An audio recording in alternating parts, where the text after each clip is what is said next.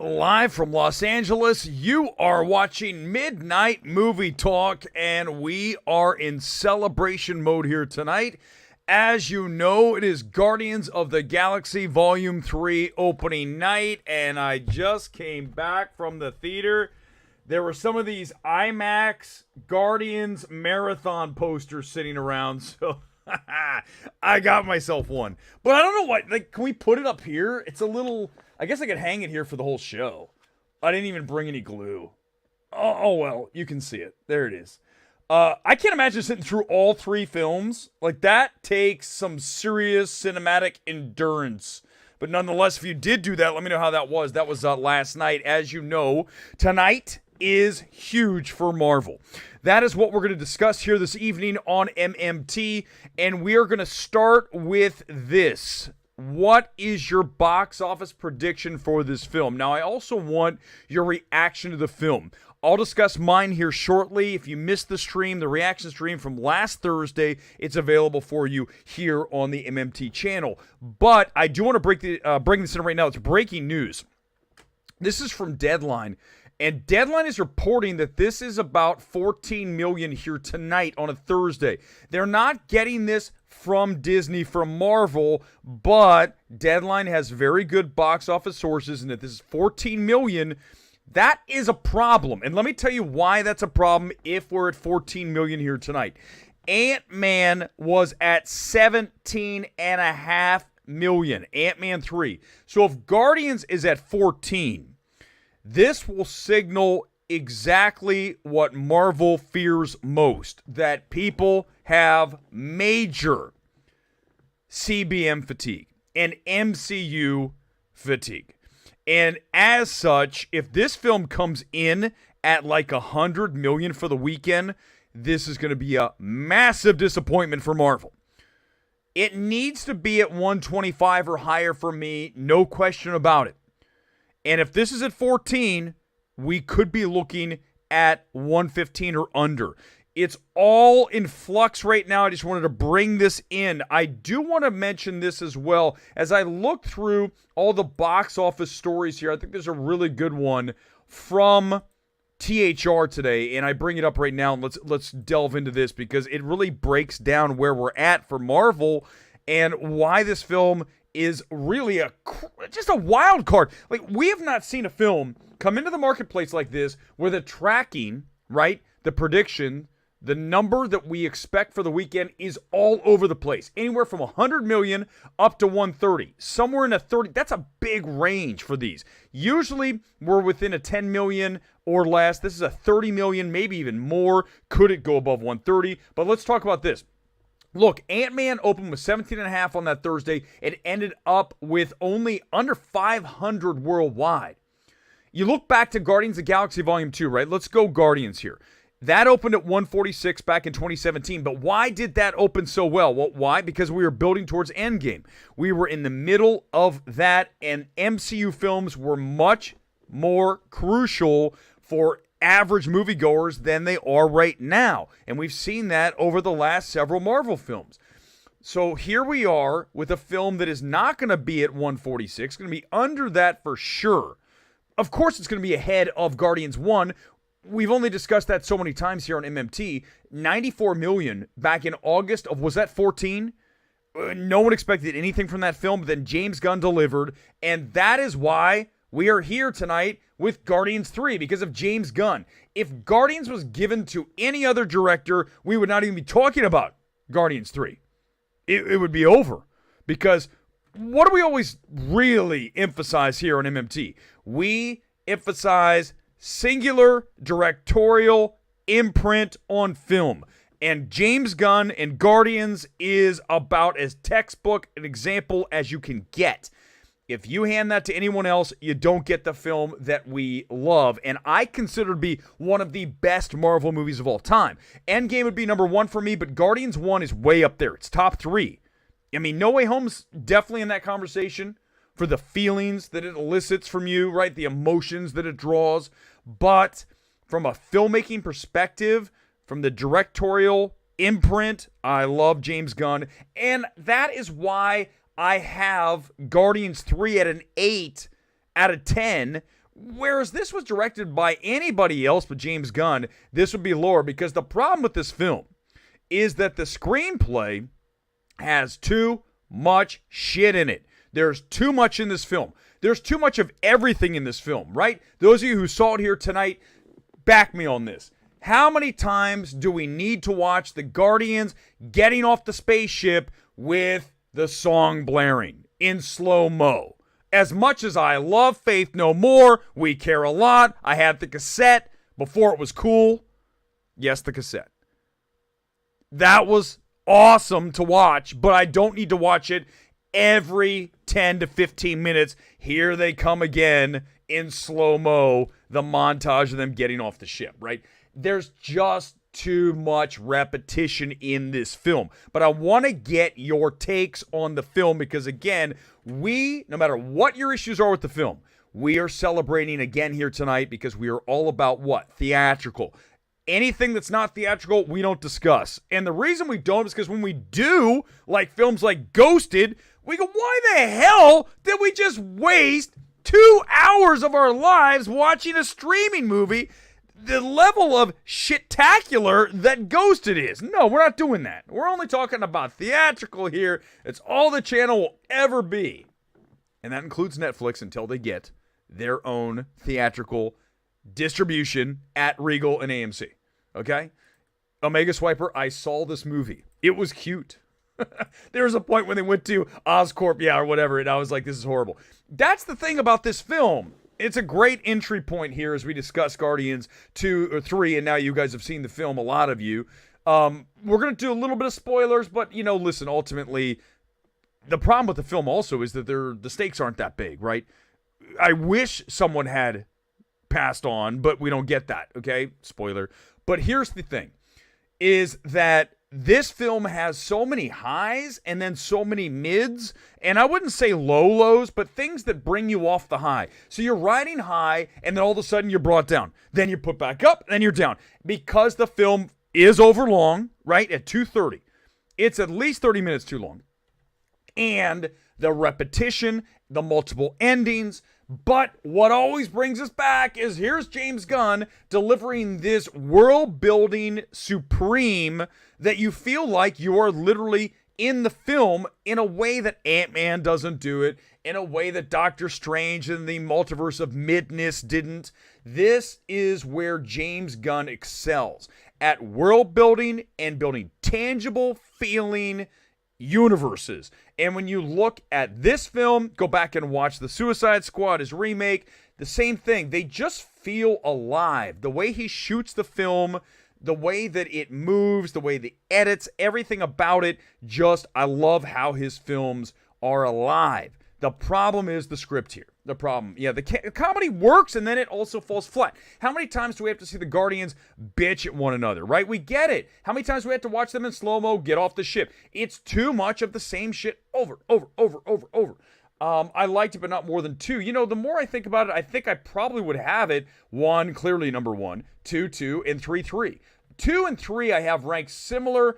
I would put 2 ahead just because it was still a little more novel, right? By the time we get to 3, you're ready for the whole thing to end. I think we are. We're at the end point. If you've seen the film, I think it's time to go. And that's the other thing that James Gunn had going here. He knew it was the end of the road for him with the Guardians, so I'm going to unload everything that I ever possibly wanted to do with these characters because I'm never going to get another shot now that I'm with DC, right? Marvel's going to move on if we even get another Marvels. If we never get another Guardians film, I'm not saying it's over because clearly in the post-credits we know that it's not. It's going to continue. These characters aren't dead.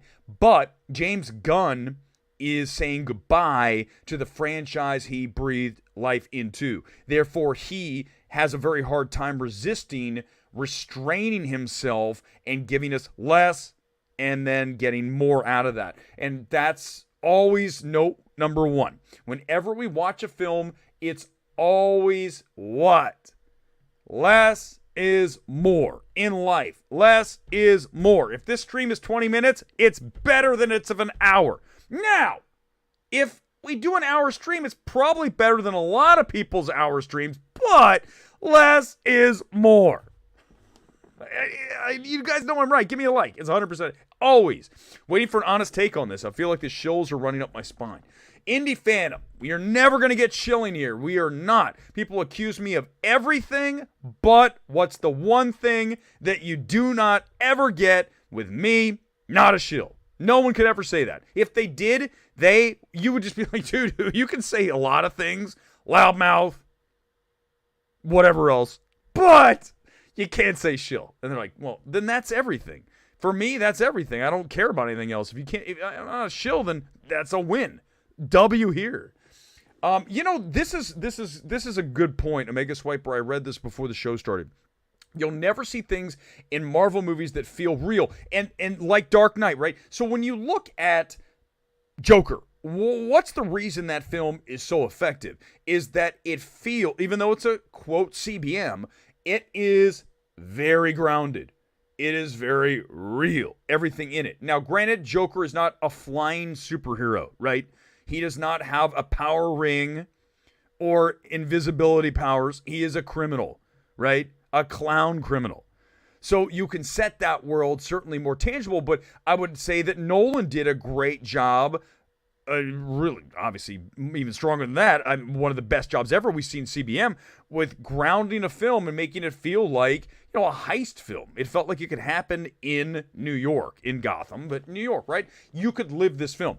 And Marvel just doesn't feel that way. But I do want to circle back to the fact that James Gunn, if anyone's going to be able to deliver it, watch the beginning of Guardians 3, right? When they're doing that Blade Runner kind of town that they're into, that they're living in. That whole thing feels real. It does not feel like green screen, and that speaks to James Gunn's talent, but I do understand your point for sure that that's what I like more. If you're going to make a CBM, I really want that thing to be as gritty and grounded as possible. In fact, those are the two words that are my number.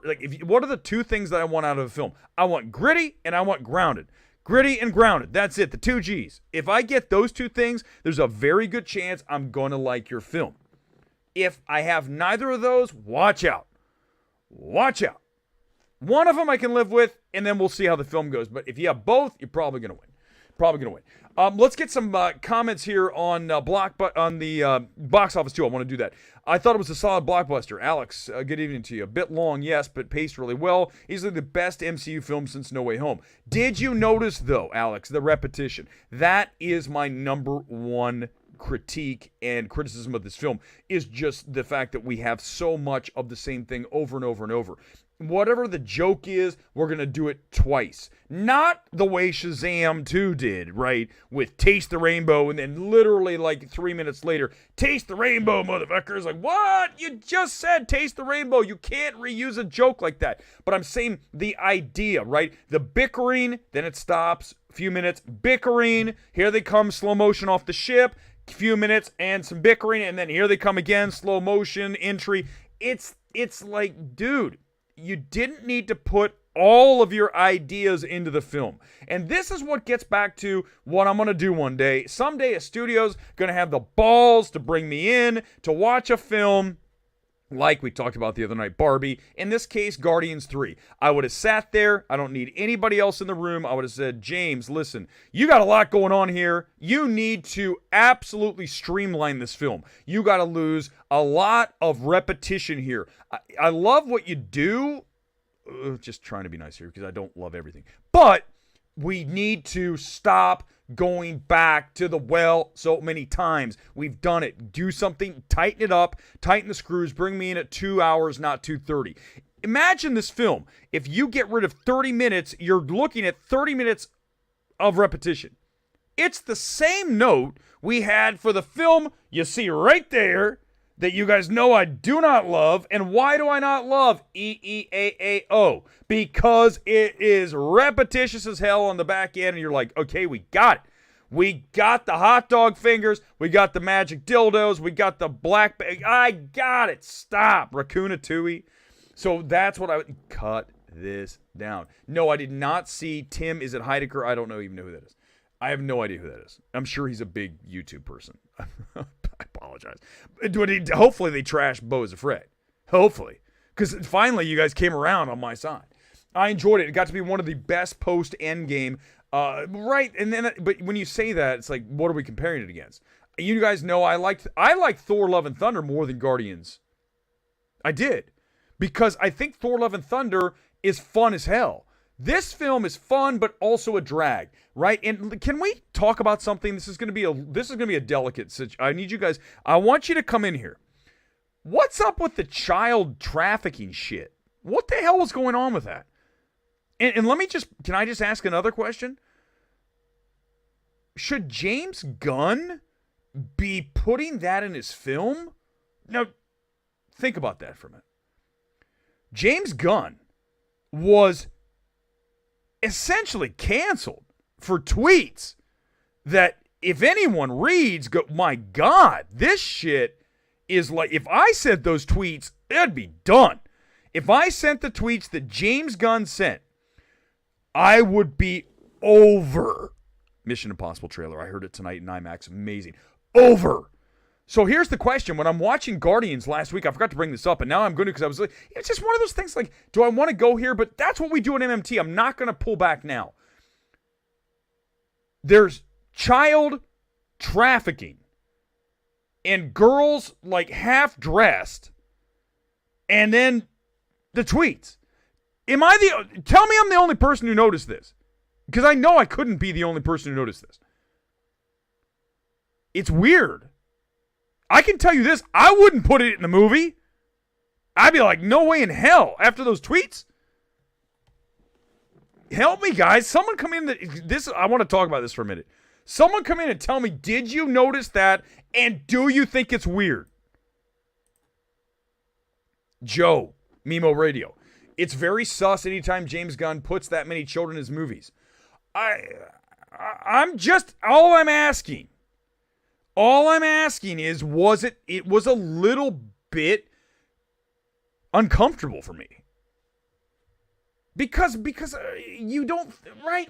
It's like anything in life. We talk about it all the time on MMT. Once you know something, it's hard to get it out of your head. So then once you see something, you can't unsee it, right? So you just go, oh shit. And then you start to see everything. And I go back to everything we lived through over the past 2 years. I want to do this tonight. I don't want to do it.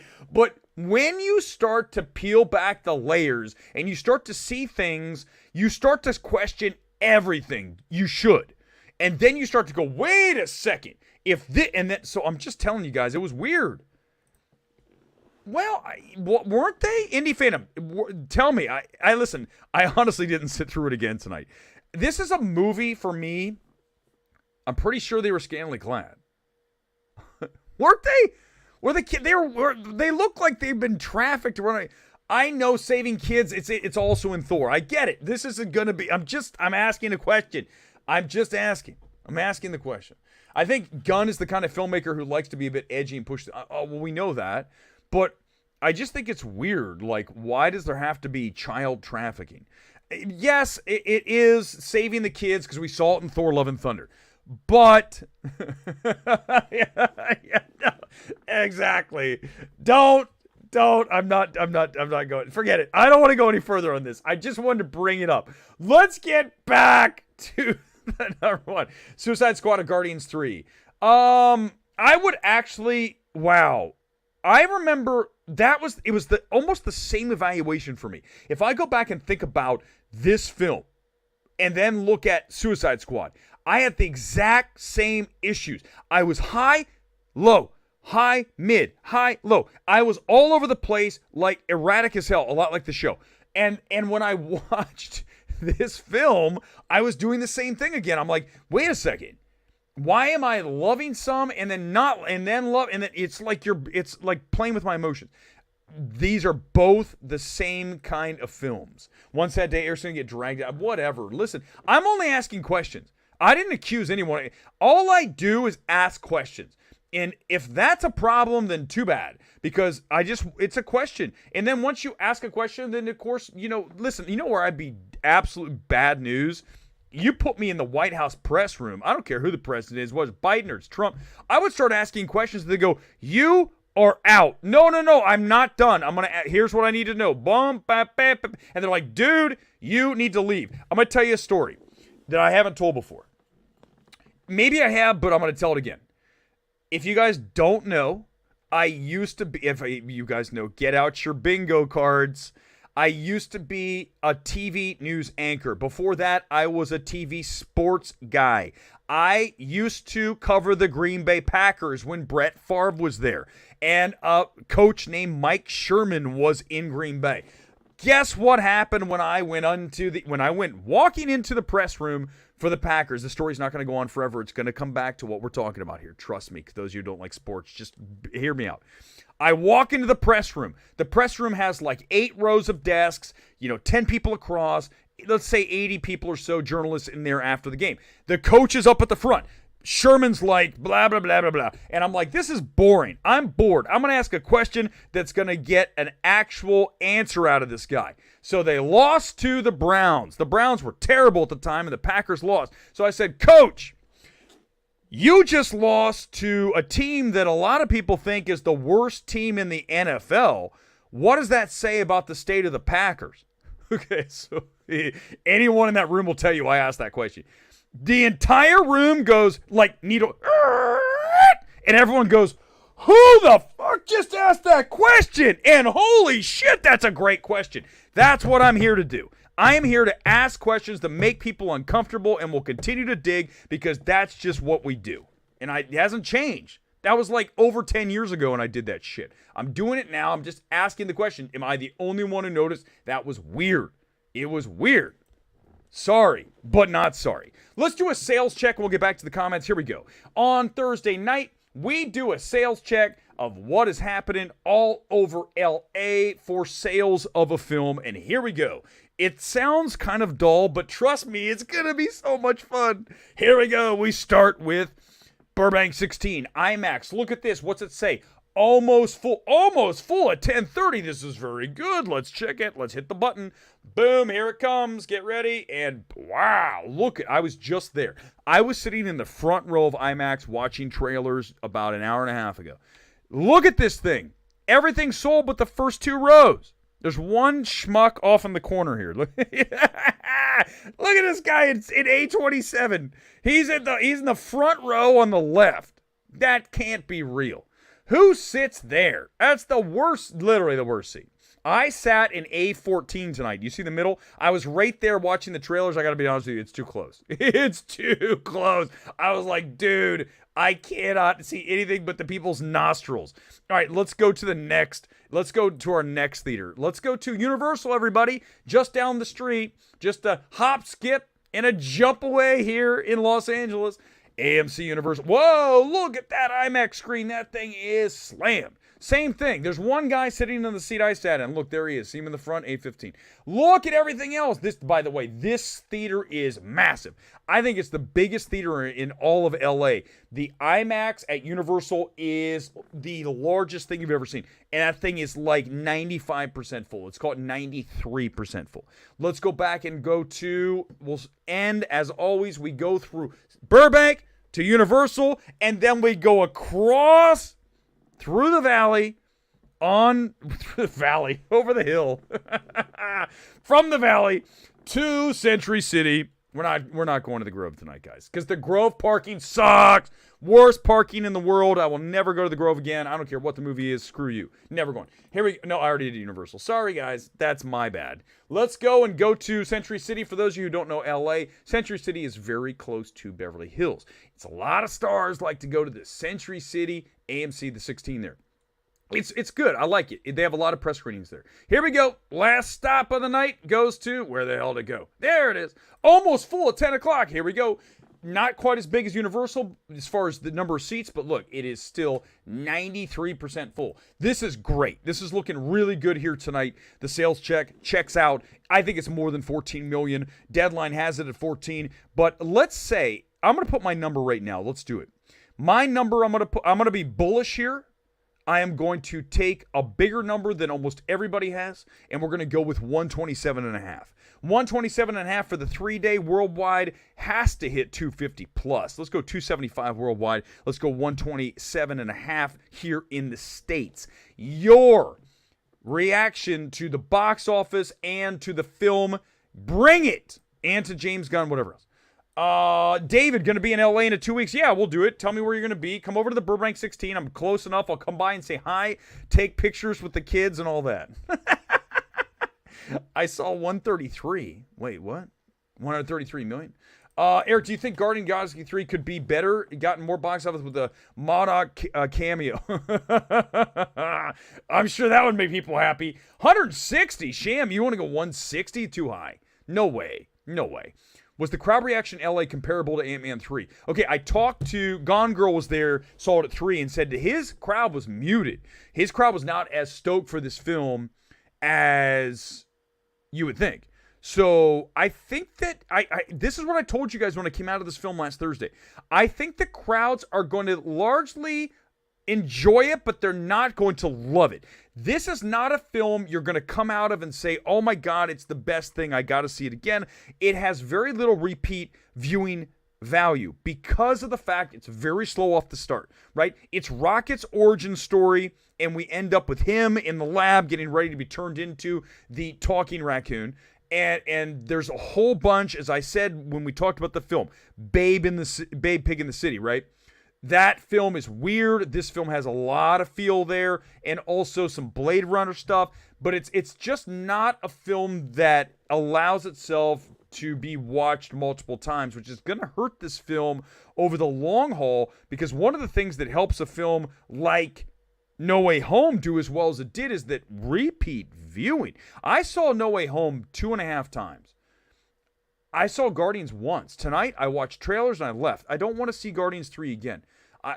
It doesn't have, it was a frustrating film that I largely liked, but the negatives bring, it's a very torturous film in that you want to love it and you can't. And that is a painful film. I don't want to sit through it again.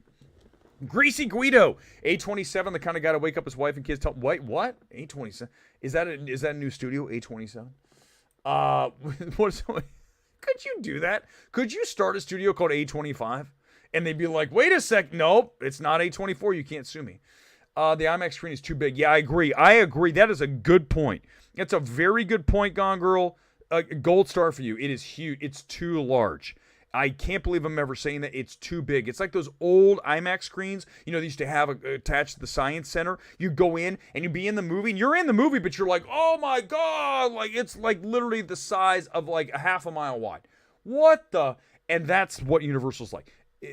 Dolby is still my number one in Burbank. Then I go IMAX and then Prime. And then, I still love the 8. The 8's in the mall. The 8's amazing. The 8's got like 40 seats. It feels like you're in your living room, but in a good way. You got a recliner. It's like perfect for a film like Carmen. We talked about that. By the way, one of the meetup members here tonight went over to Yard House and came up to me and said, thank you for recommending Carmen, because I really liked it. And that's why I'm so excited to hear that. That gets me more stoked to do these streams than anything when I hear someone say, I went to see Carmen because you said it was good and I liked it. That's awesome. You're all going to see Guardians of the Galaxy.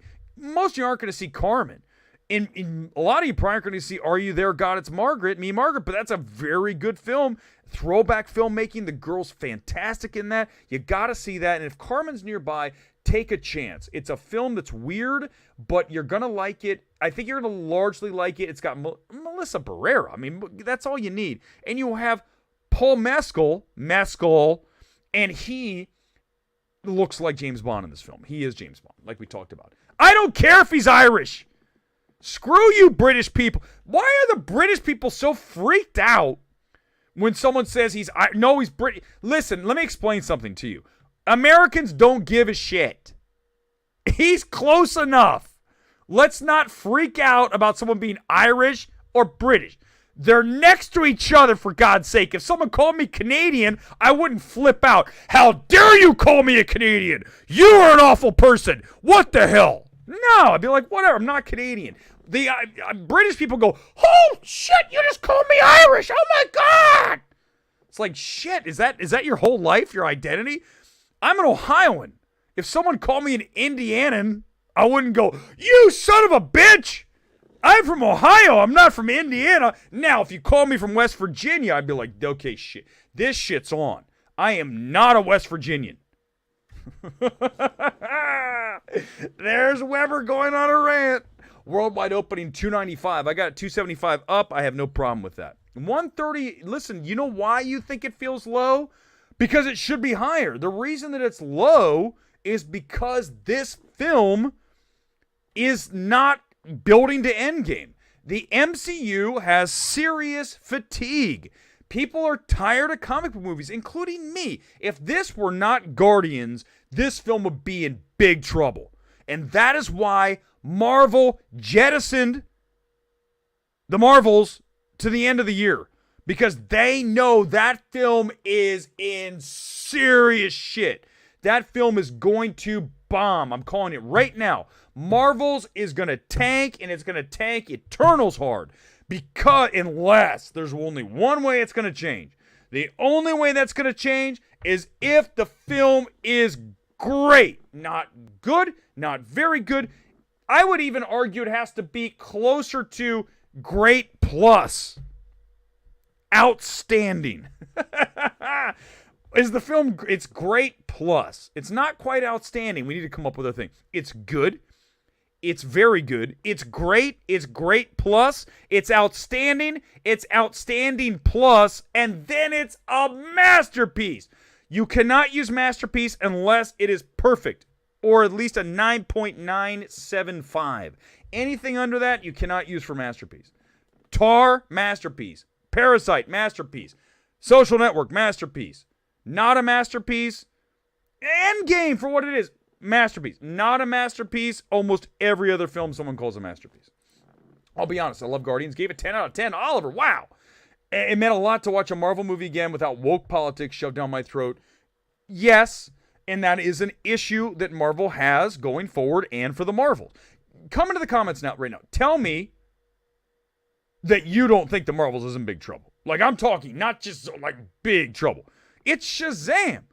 I watched it, I'm like, that's Shazam. That was my first reaction. I sent it out in a tweet. I have the receipt. I go, wait a second. They just made Shazam, right? Another superhero doesn't know. Is this how you do it? I don't know. That whole shit. That we already did. That was Shazam. We don't need another Shazam. David, I just got home from seeing Guardians. It was a send-off, but this is my take right here, David, right? It's not a bad film, but it's also not something that you go crazy about. Oliver loved it. I'm glad you did. I think you loved James Gunn's filmmaking, which I fully understand. Again, no one builds worlds like James Gunn. He's one of the best. I would love to see James Gunn take on a film like Tar. I know, we got to talk about Tar. I love Todd Field, but I would love to see James Gunn's take on Tar. It would just be a little weirder and a little faster, and everything would move quicker, which I know a lot of you would like. But I want to see him do something that is what? Help me out here, the 2 Gs. Gritty and grounded. So when I watch Guardians 3, I see gritty and grounded at the beginning of the film, and then I see parts here and there. But then you don't see it because he's working in a comic book movie. So when he does his Superman film, he better have it gritty, he better have it grounded, and he better have it not the back end like Man of Steel, the CGI, blitzkrieg, obliteration of your soul as you watch Superman and Zod smash each other to oblivions for like an hour. That's where that film goes to hell. I do not like, I've talked about this before. Man of Steel is one film I will never forget turning against Man of Steel. From loving it, literally saying this is a perfect film, to wow, the back end of this just made me hate it. Now, I still obviously don't hate the film because there's the first half and the effects are, solid for what it is. It's Superman. I'm not saying it's the worst film, but I don't want to watch a film that makes me want to hate it by the end because the second half's terrible. Another one, Everything Everywhere All at Once.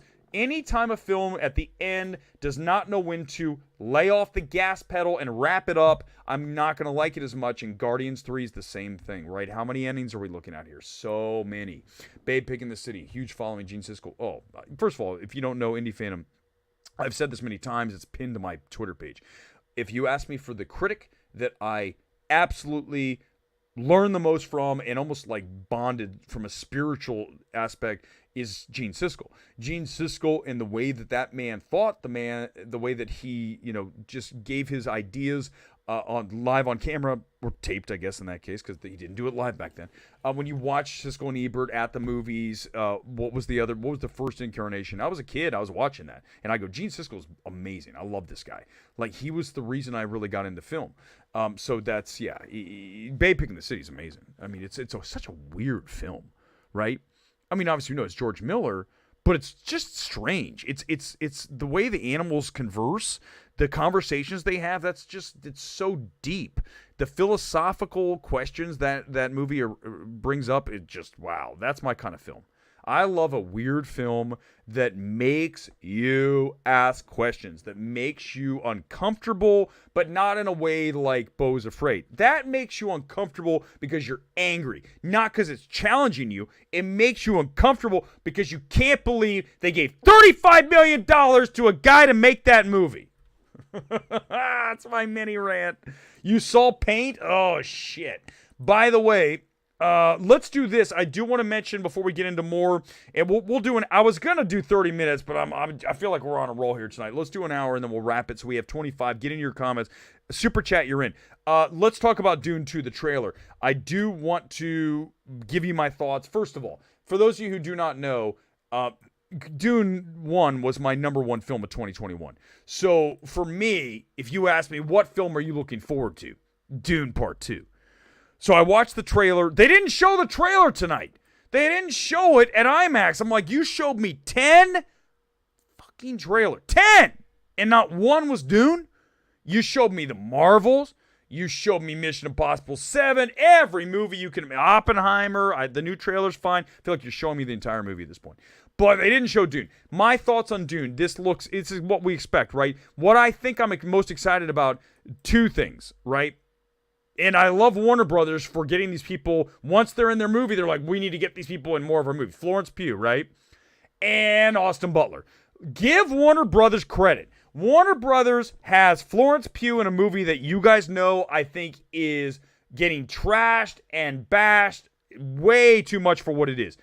Don't Worry, Darling is a strong film. I'm sorry. I enjoyed it. I really thought that a lot of it worked. And then you have Florence Pugh, and you're like, we need to have her in another film. Like, Warner Brothers execs, they identify talent, and they say, keep them in-house. Austin Butler, Elvis, you're staying here, and you're going to be in Dune. So the trailer was exactly what I wanted out of it. It's going to be larger. You're going to get the battles. You got Chalamet actually with some meat on this performance this time. Last time around, he didn't have much to do. Bautista's here. You've got everything, right? This film is going to deliver everything you want, and it got everything I wanted out of Dune 1. So if this film does Dune 1, only expands and brings up the energy level and the stakes, everything to the crescendo that we're dealing with here, assuming there's not a 3. I'm pretty sure this is it. I know there's another book, but I'm saying as far as this being the end, right? So of this chapter, then this will be one of the best films, obviously, of the year, and very likely maybe my number one. I can't wait for it. I cannot wait to see this film.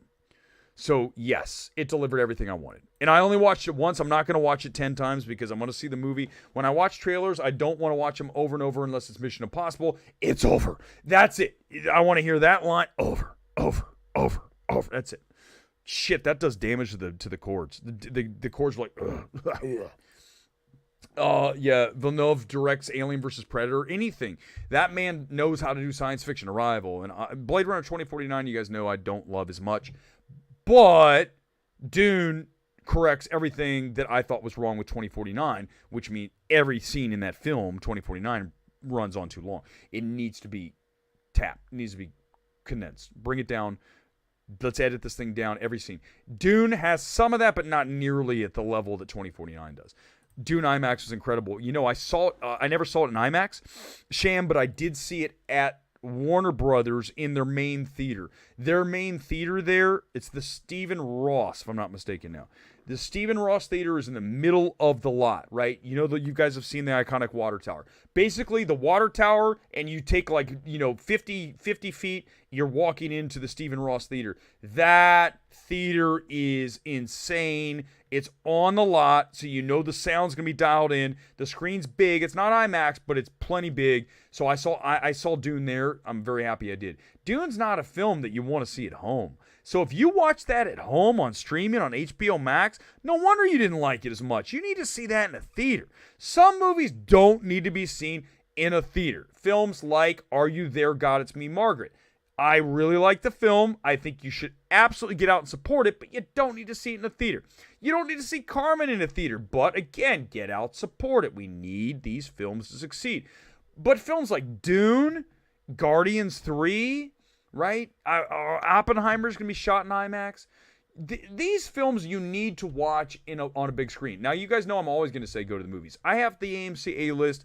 Here we go. They're not a sponsor, but they should be because all I do is pimp them 24/7. You need to get AMC A-list, and when you have it, you have 3 movies a week. I go over to the 8, and I watch films like Carmen, Are You There, God, It's Me, Margaret, Paint, that was a mistake, whatever it is. And even though it's not on a huge screen, because the 8 has screens that are like big screening room screens, but I still enjoy it. But you don't have to see it on the big screen. Dune, you better, man. Give me a break.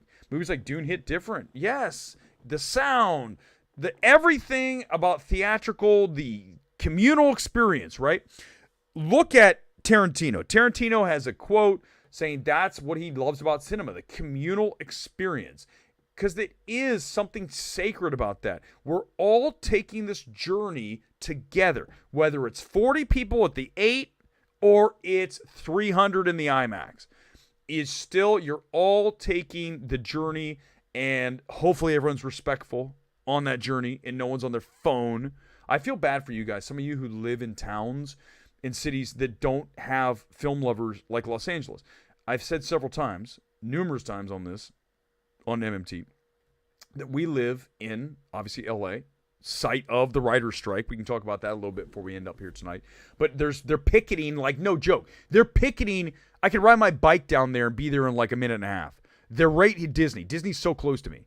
So Disney has the picketers out there because we have the writers. And they're outside of Warner Brothers. They're outside of Universal. All of this is right, like, literally throw a football. Boom, hit it. Here's the thing. Because of that, we have people who are respectful and they love their films. So they want their shit to look good, to sound good, and they want the audience to be respectful. I don't think I've ever seen someone pull out their phone at the IMAX at Burbank. If you did, someone going to yell at you, someone going to come down and beat you. This is not a town you mess around with that. Also, if the film is not formatted perfectly for the screen, I hear a lot of you say the projection isn't good, it's dim, it's whatever. I get it, I've been there. But in LA, you can't do that. These people work in the industry. They will not accept a film that does not look perfect. It needs to be technically dialed in, or they're going to go bitch to the manager. This is not Dayton, Ohio, right? I'm an Ohio guy, but I mean, come on. Dayton versus LA. Which city, one's a kind of a town, would have better cinematic experiences, right? It's not to say you can't get it, but you know what I mean? Out here, you're not going to get a bad one. I don't care where you go. Everyone here is a professional, more than likely a projectionist, like edits films in his spare time, like indies. I mean, that's what we are. We are in L.A. By the way, Regal Unlimited's what, $25 a month? And you get to watch as many as you want. So I'd like to pimp Regal, too. I don't have it because I don't have a lot of Regals near me. There's one in North Hollywood. But if you can go to any movie, like you could go see like 3 movies, 4, 5, 6 movies a day. Not that anyone would be insane enough to do that. I'd be terrible. I'm not good like that. Even the second film, I've told you guys before, if you put me through 2 films, the second film, I'm more than likely going to give a bad review to because I'm already in a bad, I want to go home. I want to watch one movie and that's it. I remember this distinctly. The one time someone said, have you ever changed a review? I know exactly when it was, and it's what we just talked about. I watched 2 movies back to back. You ready? And I watched one that was really long before it. I watched Hugo, and I walked in and watched Moneyball. Check it. They're both in theaters at the same time. I was in Boston. I watched Hugo, long film. It's got to be like 2.5, right? I loved Hugo. But then I go into Moneyball, and I was not in the right headspace, and I didn't enjoy the film. And then I go back and I watch Moneyball, and I love Bennett Miller. But you watch Moneyball, and what the hell was I thinking? It's the one time I've ever brought a grade from like a C+ to literally an A minus. That's how far off. That's why I don't see multiple movies in one time. But if you have unlimited, you can do it. I mean, if you're just going to have fun and you don't want to take it seriously, but I feel like, when you do this show, when you have a Twitter following, when you do these things, people value your opinion. So you need to hold that in high regard. Like tonight, like I said, when the gentleman came up to me and said, I saw Carmen because you said you liked it, and I really liked it. Thank you for that recommendation. I'm like, that's what I'm doing this for. It's not for being a shill. It's not for, getting quoted by Paramount for what's it called? Smile or Lionsgate for John Wick 4. I love both films. But it's because you go to see something that you wouldn't normally see. That's what we're trying to do here. But obviously we have to talk about big films like Guardians that you're all going to see anyhow. Heartbreak does feel good in a place like this, at the movie theater. Although tonight, thank God, when I was there, I stayed for the trailers, and then I got up, and I was waiting to leave, and I wanted to see, is the Nicole Kidman ad coming? We knew it was. Thank God, they gave you the condensed version, the edited, 15, 20-second version. They were still running that long one. I'm like, why are you guys doing that? AMC, you can run it, but make it 10 seconds. 15 tops, and that's it. Get it out of there. It's criminal if anyone missed the theatrical runs of Top Gun Maverick and Dunkirk. Yes, exactly. Saw Dunkirk at a theater. I was down in Orange County, so it wasn't as great as it would be in LA. That was in 70 millimeter some places here. IMAX. I wish I would have seen that bigger. Films that we talked about this before, a whole different time. We can always do this.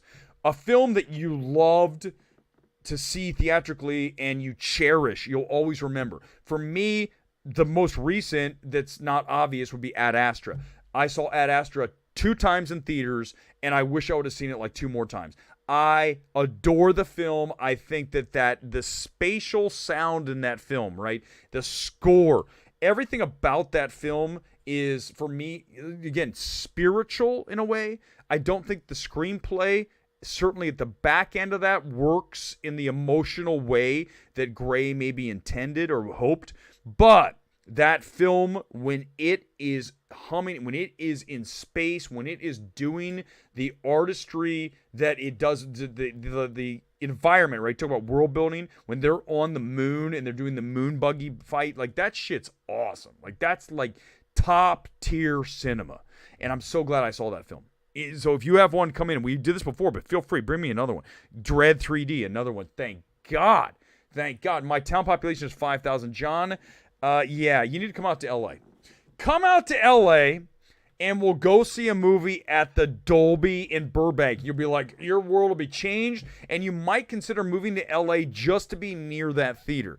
I say, if I ever leave LA, the number one thing I'll miss is the Burbank AMC complex. It's true. I'm not just saying that for this stream. What do you miss most about LA? AMC Burbank. I love it. It's why on my Twitter profile it says, where's your location? Inside one of the AMCs, the 8, the 6, or the 16. I love it. I'm there all the time. All the time. They go, there he is again. There's Weber. What's sad about the WGA strike is that studios will look more for AI for scripts.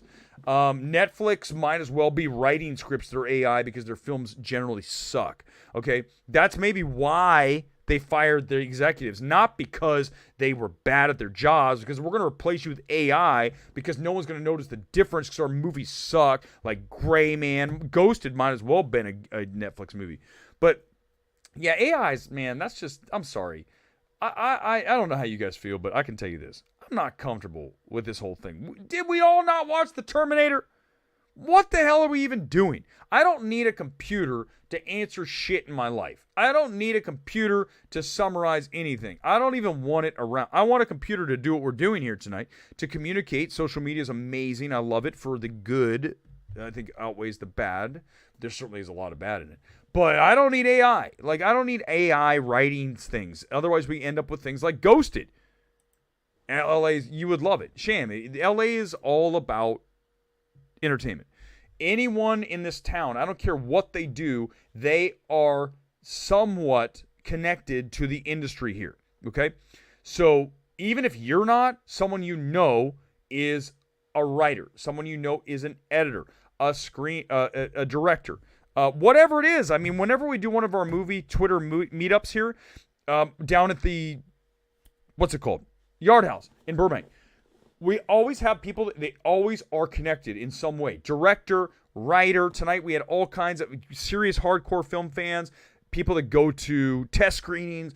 It's all about movies. You're never going to find another city. New York will probably be the other close, Chicago, but LA is the center of the universe, okay, when it comes to film. We make them here, and it's just a great. That's why I love the town for so many reasons. I also love the beach. I mean, would you change your review for Ant-Man 3? Never. No real opinion. I wouldn't. I enjoyed the film. I had fun with it. So no. That doesn't happen. I'm not one of these shills. By the way, come in and give me a shill of the week right now, and we'll use it on Sunday night. I don't really have anybody. We have 10 minutes. Give me a shill of the week, and I'll think about using it. I need to do the research. Remember, for those you haven't seen, we do shill of the week Sunday night, and I have to make sure that the person, I have vetted the person, make sure they're a shill. But that's what a shill does. A shill, after they give their initial reaction, goes back. There's somebody that I may use for a shill, and it's always a dicey situation when you know the person, but I'm sorry, because here's the thing. I got to be honest with you. If there was someone doing a show like this, and they were on a segment, and they called me a shill, and they had the receipts, I would say, I might not like it, but I can't argue it. The thing I don't have to worry about is no one's going to do that. No one's ever going to say Erick Weber's a shill. That's never going to happen, like ever. So I don't have to worry about that. So if you are being in consideration, if you are in the group of shills that I'm looking at, then that's a you problem. That's not a me problem. You may not like that, but there's an easy way to correct it. Don't be a shill. The problem is you want to be, and that's why you're in this. I'm not in this to be a shill. I have no interest whatsoever in saying what is expected to be said about any film, no matter what it is, okay? I will stand behind a film that I love because I love it, not because of the director or the studio or the sex or the I'm not going there tonight. We're not going to do it. But you know what I'm saying? There's a lot of people who do that. This movie's good because it's directed by a woman. What?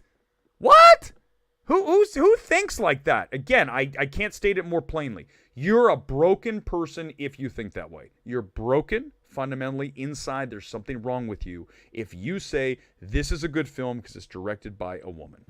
No, it's not. It's not. It's good film. Period. It's also directed by a woman. Give me a like. There's no other. I'm not doing it again. There's no other answer. So there's no debate to be had with what I just said. There's no debate. You can't even come in here and debate it.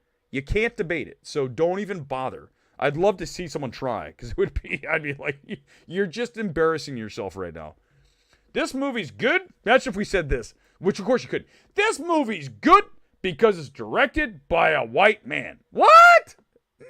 First of all, you could never say. But who would ever say that?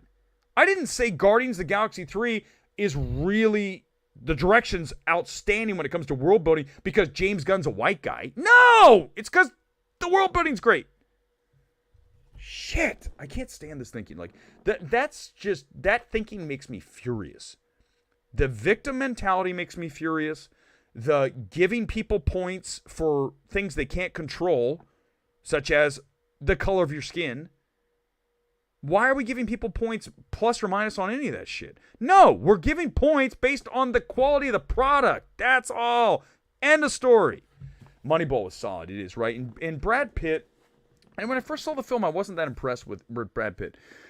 I think Brad Pitt has come a long way as an actor. There was a rumor when he first started, right? He was just this really good-looking dude. I mean, Brad Pitt. I mean, you ask any woman, they're going to be like, Brad Pitt. Like, oh, just pass out. Like, just faint. Oh, Brad Pitt. Take me. Go back to Thelma and Louise in Fight Club. But Brad Pitt, there were rumors that his whole performances had to be put together in the editing room, right?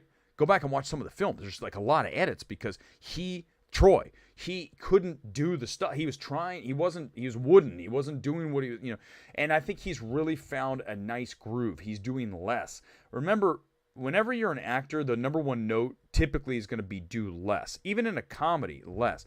The more grounded and small that you are, the bigger it's going to play on the screen. And you know who said that is Mel Gibson. And hey, say what you want about Mel Gibson. I'm just going to talk about what he gave advice to Tina Turner. He told Tina Turner when they were making Mad Max Beyond Thunderdome, he said, listen, it's a big medium, right? You're on a big screen, so you want to keep everything small because it'll be magnified. It'll be absolutely, whatever you do will be so much larger on the big screen. So Mel Gibson, I think we can say that Mel Gibson's a pretty good actor. We can obviously have issues with what's going on, away from the camera. But when he gave that advice, I think it's true. I think a lot of actors need to do less and you get more out of it. And there's obviously a balance. You don't want to do nothing because that's going to be boring as hell. But if the film, I just think that a lot of you see performances that go too far. They just take it to the next level. They don't need to. You don't need to go that far. You need to bring it down. Everything is about modulating down. Unless it's a rant session. Now, right now, you can tell I'm modulating down because I'm getting tired. It's the end of the hour. Weber's getting tired because he's not yelling. He's like talking quietly. Because I'm tired. I'm modulating down, which I probably should. I knew you changed your opinion on Moneyball, but I didn't know you had it at a C+. I probably had it at a B-, I would say. B-. I mean, I lived in Boston at the time. I don't know how I didn't love this film. But, I mean, now that I don't live in Boston, as you guys know what happens in Boston. It takes place in Boston. It's about Billy Bean. Well, I mean, Oakland and Boston. The end of it's Boston. But no, actually, it's not just about what I love about Moneyball. I said this before. When I started the channel and the way I view films is like, I kid you not, it is like Jonah Hill in Moneyball. I talk about films like he talked about players. That is how I evaluate. I watch the tape, the film, and then I give you the notes based on what I just saw. These are the things it does well. These are the things that don't go well. Here's what I think we could see. And that's what we talk about. We talk about awards forecasting, right? Listen to what Jonah Hill was talking about, right? He's like, look, he gets up there like a duck. He's talking about who was the player, right? He's giving the scouting report for the player. Euclid. Was it Euclid? And he's sitting there and he's giving the scouting report. And that sounds like me when I talk about a movie. I'm like, listen, you have a really strong lead performance. The direction is plus. Interesting cinematography, scores really strong, and then I think if you do this, you can get that. It's like a scouting report. That is exactly what we should change this to, the Midnight Movie Talk scouting report. That's what it'll be. From now on, every review will be the MMT scouting report and then the film, because that's what we do. We don't, because a lot of people say, you don't go through specifics, because you know why I don't do specifics? Because I don't want to ruin films. And I think if there's any channel, and you guys, give me a like for this, because you know it's true. Is there any other channel out there that does a better job of not giving away a film? When we talk about a film, we mention there's issues. It's really basic, a broad approach to it, because that way you can go watch it, think about that, and then go see, do you see the same things or not? I don't want to get down to the nitty gritty, because then we're doing, spoilers. I don't want to spoilers. Watch out, Real Opinion. You're going to get me angry. I'm almost done. Less than 3 minutes. 3 minutes, you guys are out of here. Grace Randolph. Okay, can I just say this? Tell me if this is fair as we leave here. Get ready to. Here it is. Grace Randolph, if she started YouTube today, would she ever be successful? There's the question for you. I want you to answer that for Sunday night. Yes, the film threat's 100% Rivals. The scene in Air that one guy couldn't say he liked one player in the draft. Yes, right? No, not. Here's... I can tell you exactly what. Name a film, any film you want. Oh, this is one I've heard a few times, by the way, Sodvig. I've heard the Zach Pope guy. I don't know. I guess he's a YouTube guy. He's not on Rotten Tomatoes, so it's not like I can go in and do that. That was easy to do. When you have a Rotten Tomatoes, I can go through. But I don't. Thank you. That's a great question, Oliver. The shirt tonight is, did I put it in? I think I did. Watford from the championship. It's got the championship patches. Here it is in its all its glory. Boom, there it is. You got the yell. It's got a really nice quality to it. Watford. There's the logo from the championship, EFL championship. Thank you for asking. Forgot to do that. You guys are awesome. You helped me with that. Yes, what? Oh, yes for Zach Pope. Zach. Oh, man, you guys are all coming in with Zach Pope. Okay, but here's the thing. I need you guys on Sunday night because we're almost done. We have like 2 minutes.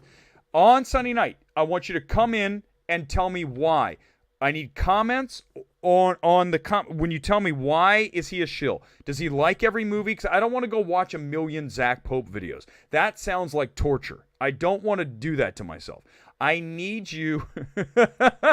Oh, do you think there's actual videos? Okay, do me a favor. On Twitter, tell me the videos I need to watch or come into the comments. In fact, you know what I'll do tomorrow or maybe even tonight? I'll put in the community thing, show of the week. You guys come in and tell me which videos I need to watch, and I will grab them and we will use them, and I will find the section and we'll go, here it is. The problem is if this guy liked Ant-Man, then you guys are going to be like, well, then you're a shill. No way. Avatar 2. What? Oh, shit. Sunday night's going to be crazy. Avatar 2 is his favorite film. And this guy has a following? Oh, my God. Oh, I was just about ready. His thumbnails are cringe. Well, some would say mine are, too. What the hell? Avatar 2? I'm angry. I might go on. What? He said Beau's Afraid is perfect. Oh, shit. Sunday night's going to be nuts. I'm going to go ballistic on Sunday night on this guy. Oh, my God. I can't wait for Sunday night. But until then, the hour is up. Guys, I appreciate it. And girls. We're back Sunday night. For show of the week. I think we have it. I'm going to go. You're going to make me watch this shit. I can't believe you guys are doing this to me. I already sat through Ghosted. And now I'm going to have to watch Zach Pope videos. You guys need to bring the super chats on Sunday. Because I am going to go through some excruciating pain. So I want to be compensated. I'll see you Sunday night, guys. Until then. Be good. Go support cinema. Sunday night, back here, live from Los Angeles. Erick Weber says, good night, all.